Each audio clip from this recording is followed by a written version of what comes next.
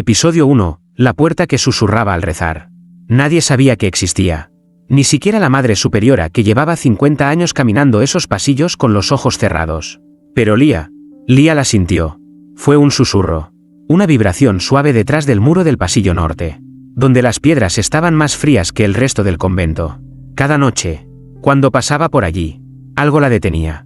Como si el aire murmurara su nombre. Como si alguien rezara del otro lado, una oración que nadie más oía. Aquella madrugada, con el crucifijo aún colgando de su pecho y el alma temblando por un deseo que no sabía nombrar, Lia se acercó al muro, presionó la frente contra la piedra. Y entonces lo escuchó. No digas amén, hasta que me veas. Lia se apartó bruscamente. El aire estaba denso, cargado, casi húmedo, como si alguien acabara de respirar detrás de ella. ¿Quién está ahí?, susurró. Pero no hubo respuesta. Solo un crujido. La pared se movió. Entre las grietas del muro, el yeso se resquebrajó como si algo vivo palpitara detrás. Con manos temblorosas, Lia empujó. Lo que parecía una pared era en realidad una puerta sellada con cera negra. En el centro, una cruz invertida, tallada torpemente, como si alguien la hubiera grabado con desesperación. A su lado, tallada en latín arcaico, una frase que parecía sangrar con la luz de la vela. Verbum quod mutavit spiritum. La palabra que cambiará al espíritu. Lia no debía entrar. Las reglas del convento eran claras. Ninguna novicia podía explorar sola. Pero en su pecho no mandaba la obediencia. Mandaba el fuego. Empujó. Crujido. Oscuridad. La habitación era pequeña. Sin ventanas. Sin imágenes. Solo un libro abierto sobre un atril de piedra. Las páginas estaban viejas, pero húmedas. Como si alguien las hubiera tocado minutos antes. Y en la hoja izquierda, escrita con tinta roja: esta es la oración que nunca debió ser escuchada. Sus labios se movieron antes de que su mente pudiera detenerlos. Y con cada palabra, la vela tembló, el aire se quebró. Y en lo alto del convento, en la capilla silenciosa, el rostro del Espíritu Santo en la vidriera cambió. Sus ojos ahora miraban directo a ella. Episodio 2. El pecado que hizo temblar la oración. El rostro la miraba, desde la vidriera de la capilla. Los ojos del Espíritu Santo, antes puros, inmutables, ahora brillaban con algo más. Curiosidad humana. Lia no dijo nada. No a la Madre Superiora. No al confesor. Ni siquiera a sí misma frente al espejo roto de su celda. Guardó el secreto como se guarda un suspiro prohibido en medio de una misa. Pero esa noche, su cuerpo la traicionó. Como si cada palabra de la oración hubiera sembrado algo dentro de ella. Un ardor. Un fuego que no venía del pecado, sino de la necesidad de entender lo divino con el cuerpo entero. Se arrodilló en el suelo. No para rezar, sino para sentir. Con los dedos entrelazados sobre el pecho. Empezó a recitar en silencio la oración que leyó en aquella celda sellada. Cada frase era un latido. Cada pausa, un temblor. No soy digna de pronunciarte, pero fui elegida para tocarte. Las palabras no eran suyas. Salían de su lengua como un río que rompía siglos de represión. Y con cada verso, sus manos bajaban, como guiadas por un deseo sagrado. Una revelación que dolía y liberaba al mismo tiempo. Entonces, lo sintió. No era placer. No era culpa. Era presencia. Algo descendió en la habitación. El aire se espiraló en un punto exacto sobre su vientre. La cruz que colgaba de su cuello se elevó sola, flotando levemente. Y detrás de sus párpados cerrados, un rostro se formó. No masculino. No femenino. Algo más allá. El espíritu la miraba. No desde el cielo. Desde dentro. Tú, susurró Lia, sin saber si hablaba con Dios o con ella misma. ¿Qué te hice? El rostro cambió otra vez, como si respondiera a su tacto, a su voz. Una lágrima descendió por la mejilla de cristal de la vidriera, allá en la capilla, mientras las otras monjas dormían. Pero no era agua. Era cera. Cera negra. Y esa cera comenzó a gotear sobre el altar. Nadie sabía aún lo que Lia había desatado. Pero esa noche, el espíritu ya no era solo santo. Era también humano. Episodio 3. La primera lágrima del espíritu. A las 5 de la mañana. Como cada día, hermana Emma cruzó la capilla para preparar la primera misa. Lo hacía en silencio, con los dedos rozando las bancas como quien despierta una casa dormida. Pero esa mañana, el silencio tenía otro peso. Olía a cera quemada, a incienso mezclado con algo metálico. ¿Hierro? ¿Sangre? Cuando se acercó al altar, lo vio. Primero pensó que era humedad. Pero al alzar la vista, una gota descendió del rostro del Espíritu Santo en la vidriera. Una lágrima negra, gruesa, densa, como cera derretida mezclada con tinta y ceniza. «Esto no es normal», susurró, haciendo la señal de la cruz. Retrocedió con el rosario apretado entre los dedos. Pero la gota cayó, directo sobre el altar. Y allí, la piedra ardió.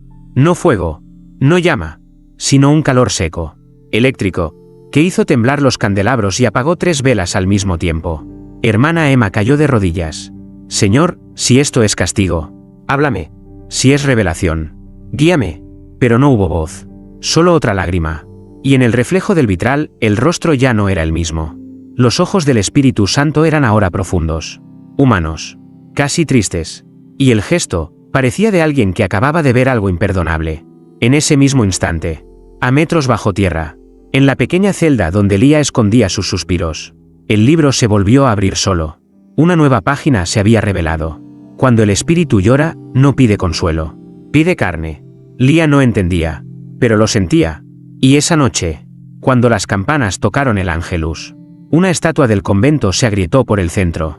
Una imagen antigua del Espíritu Santo, tallada en mármol blanco, partida en 2. Y de su interior, en vez de polvo, salieron pétalos rojos. Nadie supo explicarlo.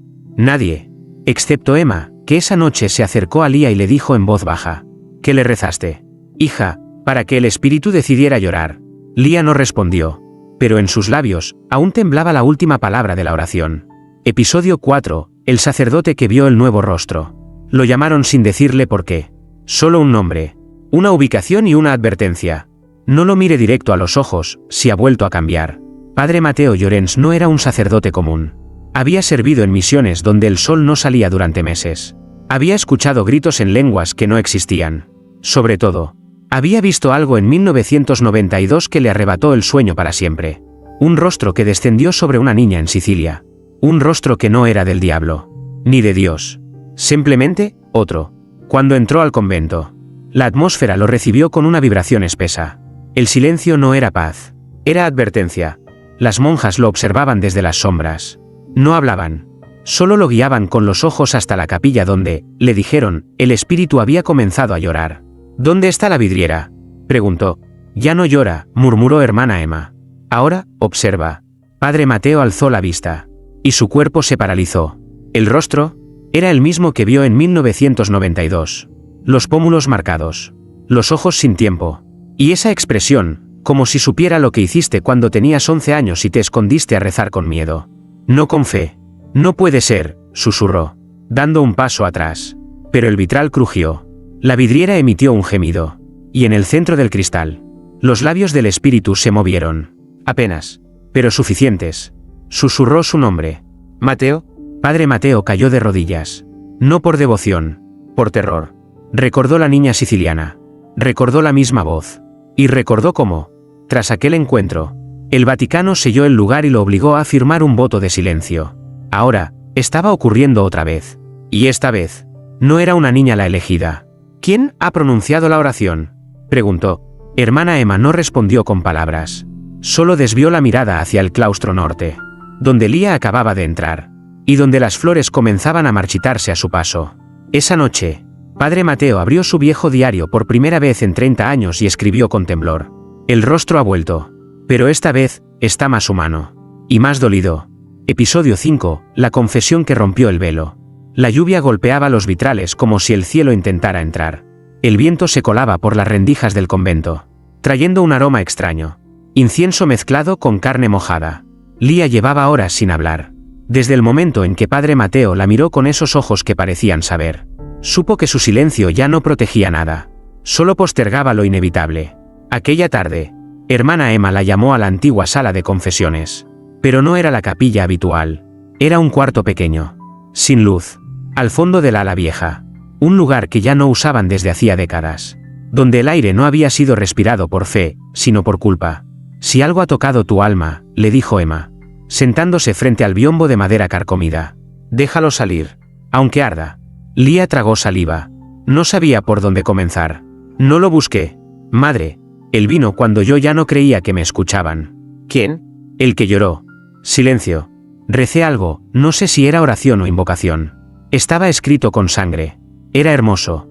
Y al mismo tiempo, me desgarraba. Emma apretó su crucifijo. ¿Lo recuerdas?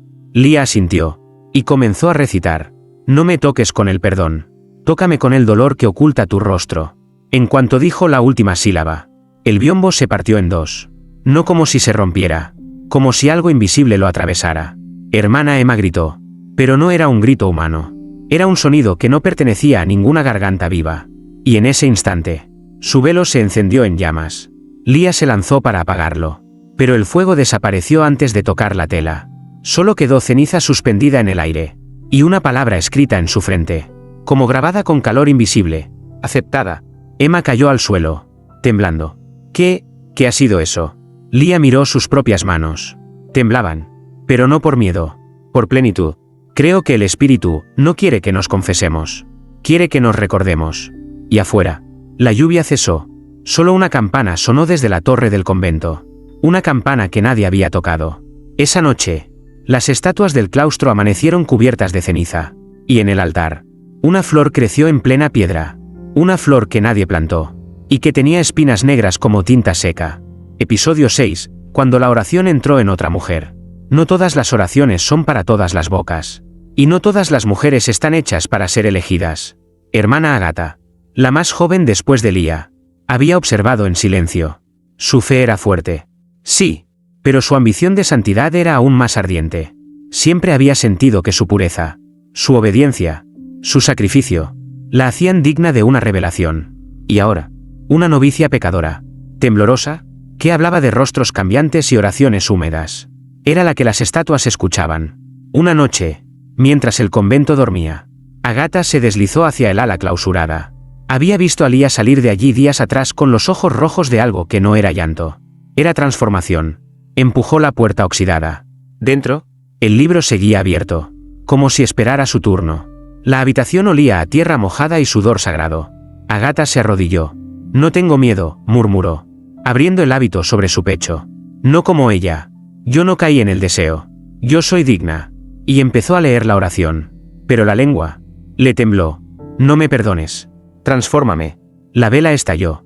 Una ráfaga de aire se llevó las páginas hacia atrás. El libro se cerró de golpe, como si la rechazara. No, gritó Agatha. Yo sí lo merezco. Y entonces lo sintió. Un calor subió desde el suelo. No como el fuego suave que envolvía a Lía, sino como un ardor seco, quemante, castigador. Su piel comenzó a agrietarse en los brazos. No sangre, polvo. Sus labios intentaron seguir rezando. Pero su voz ya no era suya. Una lengua extraña brotó de su garganta. Lengua de siglos pasados. Lengua de ángeles caídos. Y en la pared frente a ella, se formó una palabra escrita en ceniza. Usurpadora. Agatha cayó al suelo. Rígida, los ojos abiertos. No muerta, pero silenciada. A la mañana siguiente, la encontraron arrodillada. Inmóvil. Con el hábito pegado al cuerpo como si lo hubiera sudado todo en una sola noche. Sus labios aún murmuraban. Pero sin sonido. Sin alma. Lía la miró. Y entendió. La oración no era un regalo. Era una respuesta. Y no todas las preguntas merecían ser contestadas. Episodio 7. El rostro que se apareció en el vino. El día amaneció turbio. El cielo tenía un tono gris púrpura. Como si algo hubiese dormido sobre las nubes. Y en el convento, la misa de las 6 transcurría en un silencio más denso de lo habitual. Hermana Emma celebraba sola. Sin sacerdote. Padre Mateo se había encerrado a rezar desde el incidente con Agatha. Lie, sentada en la última banca, sentía un zumbido en el pecho. Como si la oración que la había marcado quisiera salir de nuevo, pero esta vez por los ojos. Emma levantó el cáliz. El vino reposaba quieto. Oscuro, como sangre paciente. Pronunció las palabras de consagración.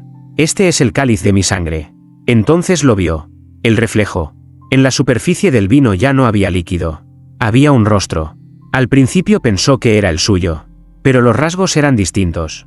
Pómulos altos. Una frente marcada por líneas, no de tiempo, sino de guerra. Y unos ojos tan inmóviles que dolían al mirarlos. La monja tembló. El cáliz se le escurrió entre los dedos y cayó sobre el altar, derramando el vino consagrado. Todas se levantaron de sus bancos.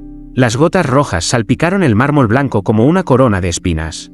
Y en el centro del altar, la mancha formó un rostro idéntico al del reflejo. No es Cristo, murmuró Lía, con la garganta seca. ¿Entonces quién?, preguntó otra hermana. Lía avanzó entre las demás. El cáliz. A sus pies, vibraba como si aún contuviera algo vivo.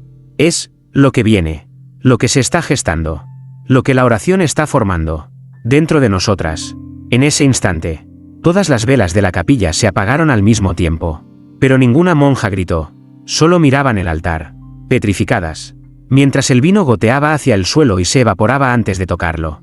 Hermana Emma cayó de rodillas, con la voz rota. ¿Estamos adorando a algo que aún no es Dios? Lía cerró los ojos, y escuchó un susurro que no provenía de ninguna garganta. No es adoración, es gestación.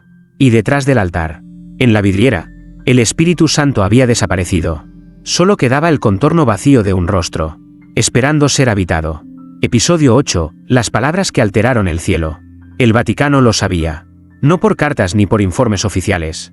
Lo supieron por el temblor en la oración matutina del Papa, por los vitrales de San Pedro que amanecieron empañados desde dentro, y por un único susurro escuchado en múltiples lenguas al mismo tiempo. El Espíritu ya no quiere ser invisible.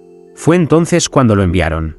No un obispo, no un teólogo, un exorcista suspendido, un hombre que la Iglesia había silenciado tras un exorcismo fallido en 2017, donde la poseída no gritó, sino rezó, y en medio de su trance, dijo, no soy demonio, soy lo que Dios abandonó por miedo.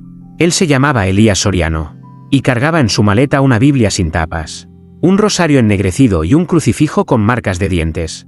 Cuando llegó al convento, Lía lo reconoció antes de que se presentara.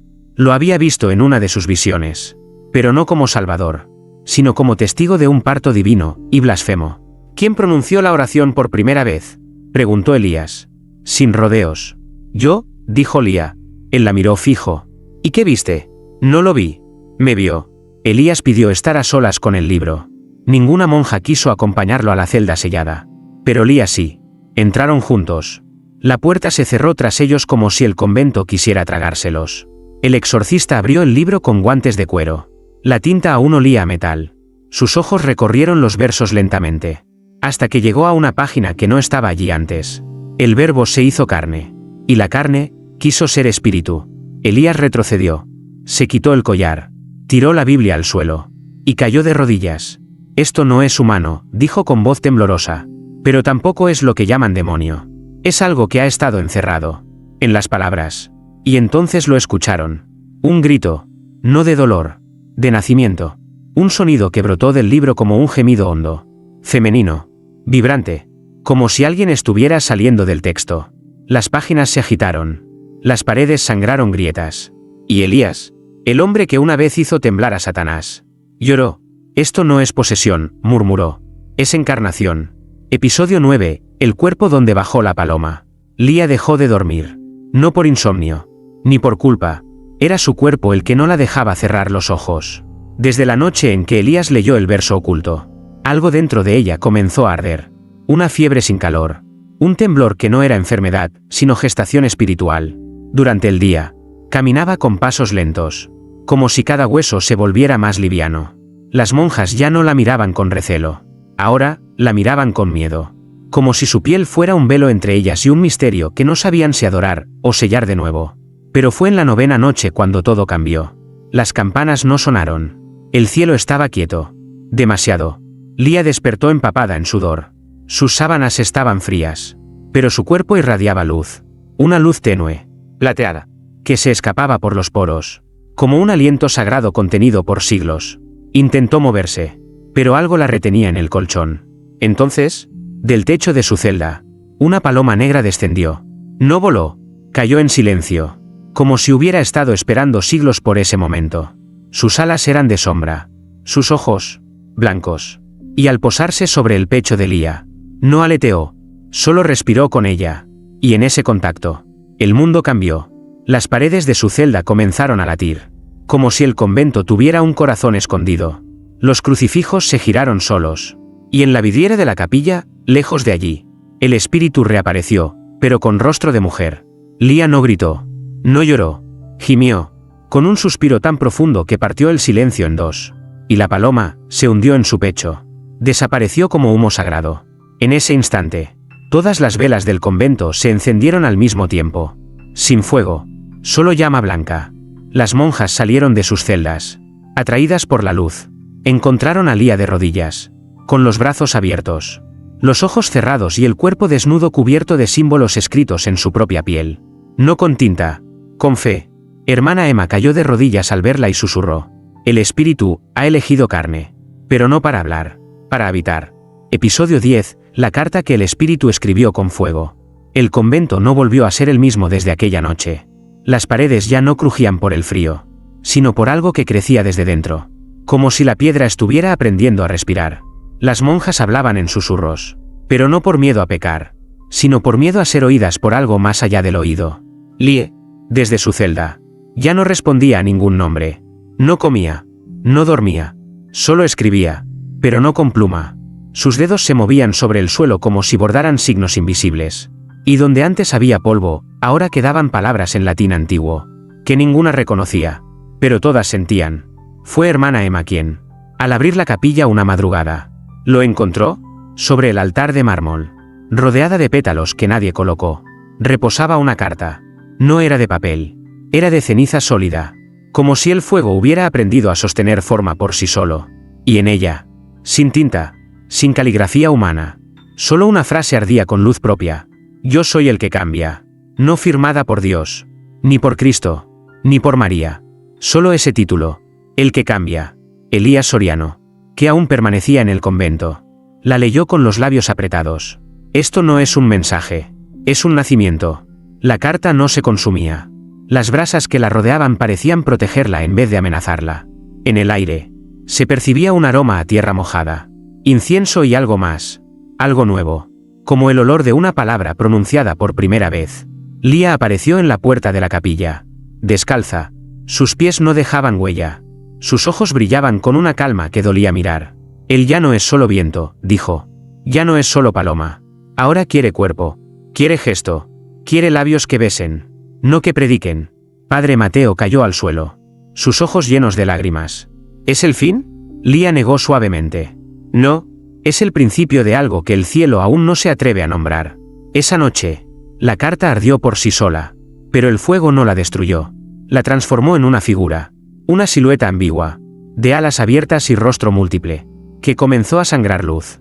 Episodio 11, el beso que rompió la oración. El convento ya no hablaba, solo miraba, desde que la carta ardiente dejó su mensaje. Las monjas caminaban como si temieran romper el silencio con los pies. La capilla ya no era lugar de misa, era un útero de fuego, donde el Espíritu Santo, o lo que fuese ahora, esperaba algo, algo más humano que la fe, algo más íntimo que el perdón. Lía lo sentía en la piel, no en la mente, no en el alma, en la carne. Y fue ella, hermana Celeste, la única que no huyó de la nueva Lía, la única que no evitaba su mirada. Celeste era distinta. Había llegado al convento huyendo de un amor prohibido con una mujer del mundo laico. Había confesado su deseo entre lágrimas, esperando penitencia, y lo único que recibió fue silencio, y una celda fría. Pero aquella noche, Lía la buscó, no con palabras, con presencia. La llevó hasta la capilla vacía. La luz de las velas no era fuego, era aliento. El altar brillaba con una calidez maternal, y sobre él, el rostro del espíritu, que antes lloraba, ahora estaba incompleto. Solo la mitad era visible, la otra, velada en sombra, como si esperara ser activada. Lía se acercó a Celeste. No dijo nada, solo alzó la mano y la apoyó en su pecho. No hay culpa, susurró, solo hay verdad. Y toda verdad necesita un beso para sostenerse. Celeste tembló, pero no retrocedió. Sus labios se encontraron, y en ese instante, la vidriera estalló, no en pedazos, en luz. El rostro incompleto del espíritu se duplicó. Dos mitades surgieron de la grieta, una llorando con una ternura antigua, otra sonriendo con una libertad feroz. Las monjas que lo vieron cayeron de rodillas. Algunas lloraban, otras reían, pero ninguna supo si estaban siendo castigadas o liberadas. Lía y Celeste permanecieron abrazadas bajo la nueva forma del espíritu, y las palabras se grabaron solas en la pared del altar, como fuego escribiendo en el aire. No vine a condenar el deseo, vine a habitarlo. Episodio 12, cuando Dios no reconoció su espíritu. Dios cayó, y eso fue lo más aterrador. Las campanas del convento dejaron de sonar, no porque fallaran, sino porque ya nadie sabía a quién estaban llamando. Las misas se vaciaron, los rezos se truncaban en el Padre Nuestro, y las estatuas, esas figuras eternas de yeso y fe, Comenzaron a girarse hacia la pared, como si incluso ellas se negaran a mirar lo que estaban haciendo. Lía ya no caminaba. Se deslizaba por los pasillos como si sus pies no tocaran tierra. Hermana Celeste la seguía, no como una discípula, sino como alguien que acababa de ver a Dios, y no sabía si debía huir o abrazarlo. Fue en la tercera noche después del beso que ocurrió lo imposible. Una familia desesperada llegó al convento con un cuerpo envuelto en mantas. Una niña, 3 años, muerta desde hacía 3 días. Dios no responde, dijo la madre, arrodillada, con las manos sangrando de tanto golpear puertas. Pero nos dijeron que aquí, algo nuevo responde. Lía se acercó. No oró, no hizo la señal de la cruz, solo desató el manto. La niña yacía inmóvil. La piel ya no tenía color. El aliento se había ido. Pero Lía bajó la cabeza y susurró la oración prohibida, no como invocación, sino como caricia.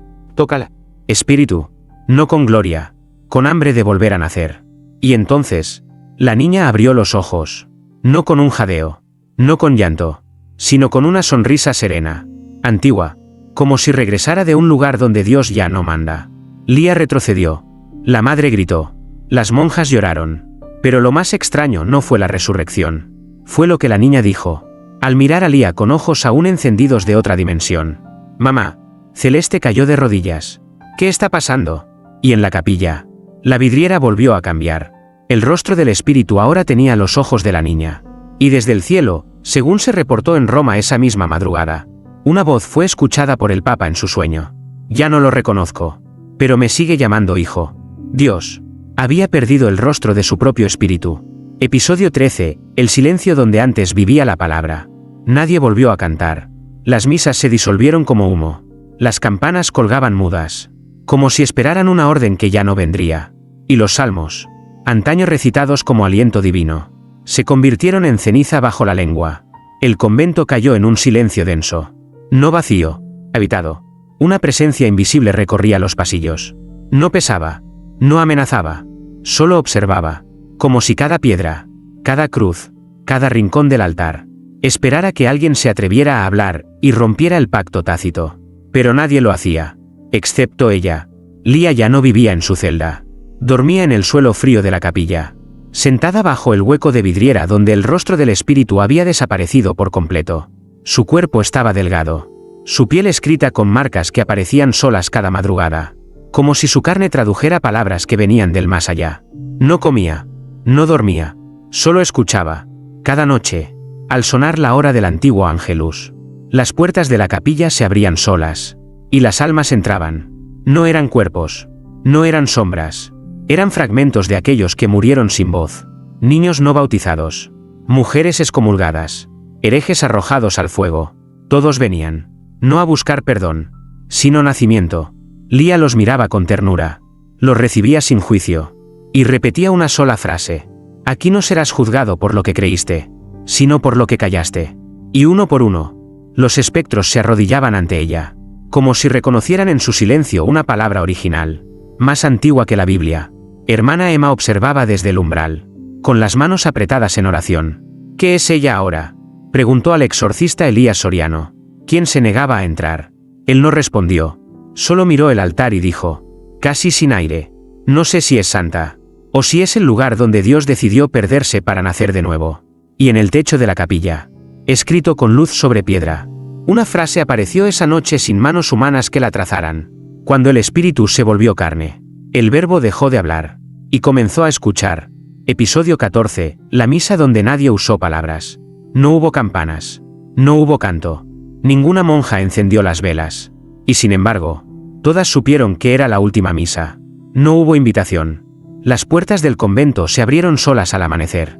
Los habitantes del pueblo, ateos, creyentes, excomulgados, perdidos, llegaron en silencio, guiados por un rumor que nadie pronunció. Entraron uno a uno, hombres, mujeres, niños, incluso ancianos que no caminaban hacía años. Sus pies no temblaban, sus ojos sí. En la capilla, Lía ya estaba allí, de pie, descalza, vestida solo con una túnica blanca, y un silencio que pesaba más que cualquier sermón. A su alrededor, no había Biblia, no había cántico, no había pan, ni vino, solo miradas, solo espera. Las monjas ocuparon los bancos sin hablar entre ellas. El exorcista Elías, de pie junto a la puerta, sujetaba el crucifijo con ambas manos. Pero no lo alzó. Sabía que ya no se trataba de cruz ni de dogma. Se trataba de presenciar un misterio, aunque no hubiese doctrina para explicarlo. Lía alzó los ojos. La vidriera sobre el altar seguía vacía. Pero entonces, un resplandor comenzó a formarse. No como una imagen, no como un rostro fijo, sino como un reflejo cambiante, que adoptaba la mirada de cada persona que lo contemplaba. Un niño lo vio con ojos de ternura, una mujer lo vio con dolor, un anciano lo vio con miedo, y todos se sintieron mirados, no juzgados, vistos. Lía dio un paso adelante, extendió los brazos, pero no para bendecir, sino para ofrecerse, y en ese instante, toda la capilla se llenó de un brillo que no quemaba, sino que recordaba los besos prohibidos, los rezos nunca escuchados, las culpas heredadas, y los placeres negados. Y desde el techo, no cayó luz, cayó una sola palabra escrita en ceniza brillante: aceptados. Nadie aplaudió, nadie gritó, nadie huyó, solo lágrimas, solo manos tomadas, solo un silencio nuevo, que no dolía. Y así terminó la misa, sin palabras, sin hostia, sin cielo, pero con presencia. Episodio 15, la última mujer que vio al espíritu sonreír. Pasaron los años. El convento fue cerrado. El Vaticano lo declaró un sitio de silencio perpetuo. Las estatuas fueron retiradas. Las vidrieras, selladas con cemento. Nadie volvió a nombrar a Lía, ni en misas, ni en los libros, ni siquiera en los rumores. Pero algunas noches, el viento aún entraba por las rendijas selladas y olía a cera encendida y carne perdonada. La mujer llegó al amanecer. Caminaba sola, con un bastón de madera desgastado y una bufanda que cubría sus ojos. Era ciega de nacimiento, pero sus pasos eran firmes, como si el alma la guiara con la memoria de algo que no vivió, pero que reconocía. Era hija de la niña que Lía devolvió a la vida. Se llamaba Alma. Había oído historias, susurradas, negadas, contradichas, sobre una mujer que hizo llorar al espíritu y cambiar su rostro, sobre un beso que dividió el cielo, y una misa sin palabras donde todos fueron tocados. Alma nunca vio nada, pero desde niña, al tocar ciertas paredes, sentía que las piedras le hablaban. Y aquel día, guiada por un impulso antiguo, llegó al muro tras el altar, ese muro viejo, donde antes estaba la vidriera sagrada, ahora cubierto de grietas y polvo sagrado. Con manos temblorosas, Alma lo tocó, y entonces, la piedra se volvió piel cálida, con latido, como si detrás del muro aún respirara algo vivo y amoroso. Sus dedos rozaron una hendidura. No era una grieta, era una sonrisa. Y al instante, sus ojos, ciegos desde siempre, lloraron, pero no por dolor, por reconocimiento. Una gota de sangre brotó del muro, pequeña, perfecta, como una lágrima invertida. Y justo encima, apareció una palabra, escrita en un rojo profundo que no venía del cuerpo, sino del alma.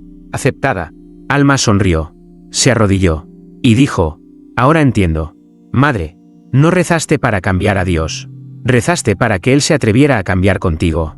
Nadie presenció ese instante, ningún documento lo registró, pero ese mismo día, en un convento abandonado en otra parte del mundo, una estatua del Espíritu Santo sonrió por primera vez en siglos, y en su rostro había ternura humana y deseo divino.